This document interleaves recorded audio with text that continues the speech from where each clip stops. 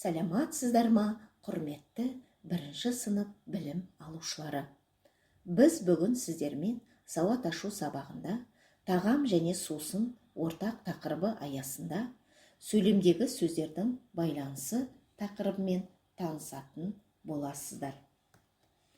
Осы сабақта қол жеткізетін оқу мақсаты мәтіннің мазмұнын тақырыбы немесе оның иллюстрациясы бойынша болжау, сұрақтар қоя білу, немесе оқығаны бойынша қойылған сұраққа жауап беру.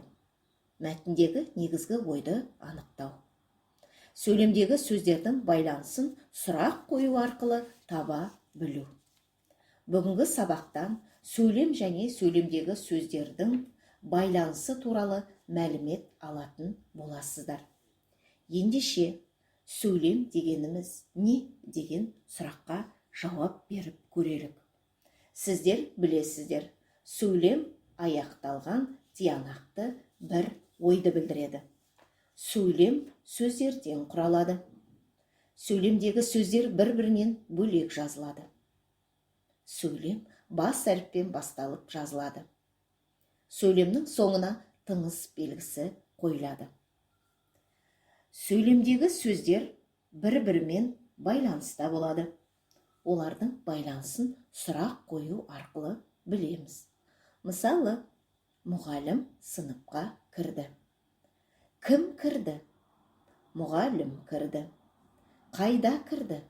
Сыныпқа кірді. Оқулықтағы 51-ші беттегі екінші жаттығуға назар аударайық. Сөйлемдерді қатесіз көшіріп жазу. Қарақұмық адам ағзасы үшін пайдалы тағам. Одан ботқа пісіруге болады. Дәнінен май алынады. Әр сөйлемде неше сөз бар? Бірінші сөйлемде неше сөз бар? Жарайсыңдар балалар. Бірінші сөйлемде 6 сөз бар. Сөйлемдегі сөздердің байланысын сұрақ қою арқылы тауып көр. Мысалы, дәнінен май алынады. Не алынады? Май алынады. Неден алынады? Дәнінен алынады. Балалар, бұл жаттығуды орындау барысында біз нені білдік? Дұрыс. Сөйлемдегі сөздердің байланысын сұрақ қою арқылы таба алады екенбіз. 51-ші беттегі 5-ші жаттығудағы суретке қарайық.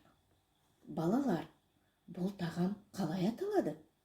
Пицца. Жақсы. Бұл балалардың жақсы көріп жейтін тағамы. Пиццалардың құрамы әртүрлі. Әр пиццаның қасындағы әріптерді дұрыс орналастырса, олардың құрамында не бар екенін табасыңдар. Жарайсыңдар балалар. Бұрыш, қызанақ, ірімшік, қияр, ет. Бұл тағамдар пайдалы тағамдар.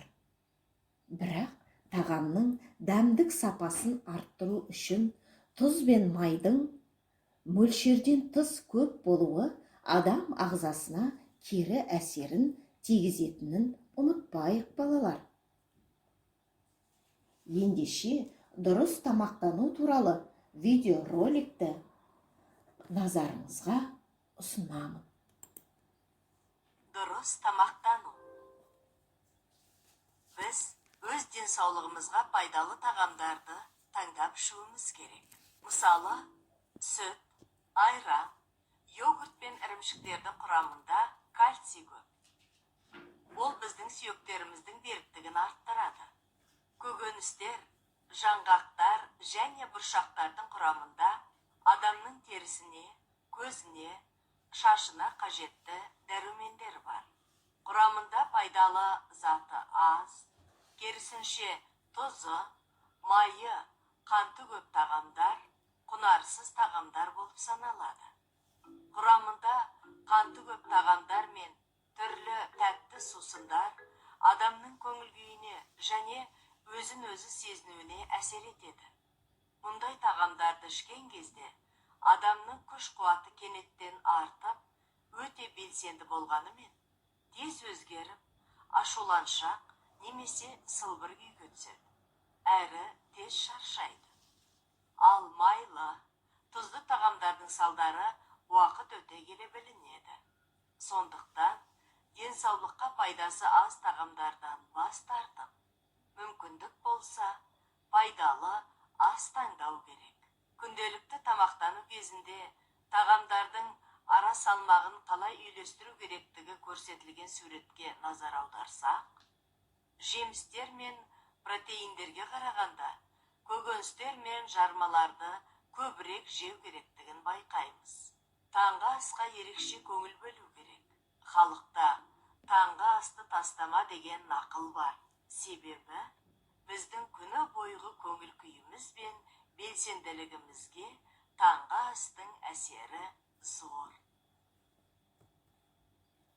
Мәтінмен жұмыс 49-шы беттегі тәтті тоқаш мәтінін тыңдаңыздар. Тәтті тоқаш. Күн айғай шумен басталды. Қызы кәмпит жегісі келді. Ал анасы алдымен ботқа немесе сүт ішіп нан жейсің деді. Нан мен сүт жаман деді қызы. Қызым-ау, ботқа мен нан дәнді дақылдан жасалған. Оларды жер ана өсірді деп түсіндірді анасы. Фу, нанды ма, кәмпит тәтті, ал нанда түк те дәм жоқ деді. Анасы ашуланып кетіп қалды. Біраз уақыт өткен соң қыздың қарны ашты. Мәтінді өзің жалғастырып көр. Қалай ойлайсың? Қыздың нан туралы ойы дұрыс па? Иә, дұрыс емес. Өйткені ол тәтті кәмпитті көп жейтін болып тұр. Тәтті тағамдар адам ағзасына зиян екенін білмейді екен. Жаңа көрген видеороликтен көріп, сіздер дұрыс тамақтануды жолға қоя біледі деп сенемін. Нан туралы өз ойыңды айт. Ас атасы нан деп неліктен айтады? Нан бидай. Бидай жер ана өнімі. Барлық тағамнан жоғары тұратын қасиетті нан. Сондықтан да дана халқымыз ас атасы нан деп бекер айтпаған. Ата-аналарыңыздан нан туралы тыйым сөздерді сұрап біле жүріңіздер. Балалар, бүгінгі сабақта біз нені білдік? Иә, сөйлемдегі сөздердің байланысын сұрақ қою арқылы табуды білдік. Үй жұмысын түртіп ала қойыңыздар. 51-ші беттегі 3-ші жаттығуды көркем жазу. Нан туралы тыйым сөздерді жазып келу. Осымен бүгінгі сабағымыз аяқталды. Сау болыңыздар.